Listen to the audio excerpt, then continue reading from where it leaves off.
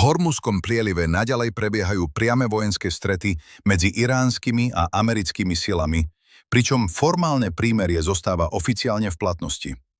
Táto kombinácia vytvára čoraz nebezpečnejšiu situáciu, ktorej dôsledky pociťuje celý svet. Za posledných 48 hodín neprešla cez tento strategický prieliv žiadna väčšia obchodná loď. A podľa údajov zo sledovania lodnej dopravy sa obchodná premávka prakticky úplne zastavila. Generálny tajomník Medzinárodnej námornej organizácie OSN uviedol, že od vypuknutia konfliktu uviazlo v tejto oblasti vyše 1500 lodí s posádkami čítajúcimi okolo 20 000 ľudí z celého sveta. Keďže Hormuzský prieliv je trasou pre približne 20% svetovej dodávky ropy, jeho uzavretie spôsobuje prudký nárast cien pohonných hmôt a obrovský tlak na globálnu ekonomiku. Poisťovne odmietajú poisťovať lode smerujúce do Perzského zálivu, čo núti prepravné spoločnosti vyhýbať sa tejto oblasti úplne. Na diplomatickom fronte 8. mája nedošlo k žiadnemu zásadnému posunu. Hovorca iránskeho ministerstva zahraničných vecí uviedol, že Irán oznámi svoje stanovisko k americkým mierovým návrhom prostredníctvom sprostredkovateľa Pakistanu až potom, čo ho definitívne sformuluje. Americký minister zahraničných vecí Marco Rubio na tlačovej konferencii v Ríme vyjadril očakávanie, že Irán odpovie práve 8. mája, no žiadna odpoveď neprišla. Rokovania sú v slepej uličke od apríla, keď sa v Islamabade uskutočnilo ich posledné kolo. Iránsky minister zahraničných vecí Abbas Arakči medzitým napísal, že kedykoľvek sa zdá, že diplomatické riešenie je na dosah, Amerika sa uchýli k unáhlenej vojenskej akcii a dodal, že Iránci nikdy nepodľahnú nátlaku. Pokiaľ ide o vojenské incidenty, 7. mája došlo v prielive k priamej prestrelke, ktorú uznali obe strany, hoci ich verzie udalostí sa líšia.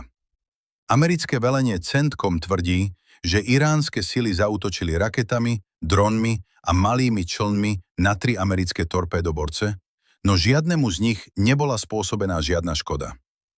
Prezident Trump na sociálnych sieťach napísal, že americké drony zostrelili iránske drony ako motýle a varoval, že ak Irán čoskoro nepodpíše dohodu, odpoveď bude oveľa tvrdšia. Iránska strana naopak tvrdí, že Amerika porušila prímerie tým, že zaútočila na 2 iránske lode a bombardovala civilné oblasti v provincii Hormozgán. Irán zároveň pohrozil, že ak americké vojnové lode opäť vstúpia do Perzského zálivu alebo narušia iránsku námornú dopravu, dostanú tvrdú odpoveď. Iránska námorná spoločnosť medzitým úspešne previedla 3 prázdne tankery cez americkú námornú blokádu cez pakistanské výhradné hospodárske pásmo späť do Iránu. Ich celková kapacita predstavuje 5 miliónov barelov ropy. Americké CENTCOM na druhej strane oznámilo, že zastavilo viac ako 70 tankerov smerujúcich do iránskych prístavov. Irán tiež zadržal ropný tanker Ocean Koi, hoci analytici sa domnievajú, že ide skôr o symbolický krok určený na demonštráciu regionálnej moci, než o skutočne strategický ťah, keďže tento tanker sám prepravoval iránsku ropu. Británsky denník The Telegraph uvádza, že Trump stojí pred 3 ťažkými možnosťami. Prvou je ustúpiť Iránu a uzavrieť dohodu, čo by mu prinieslo obvinenia zo vzdania sa. Druhou je vojenská eskalácia a pokus násilne otvoriť prieliv, čo by mohlo vyhnať ceny ropy nad $150 za barel a uvrhnúť svet do hlbokej hospodárskej krízy. Treťou možnosťou je nečinnosť a udržiavanie súčasného stavu, čo by však viedlo k pretrvávajúcej inflácii, vysokým cenám benzínu a ďalšiemu poklesu Trumpovej popularity.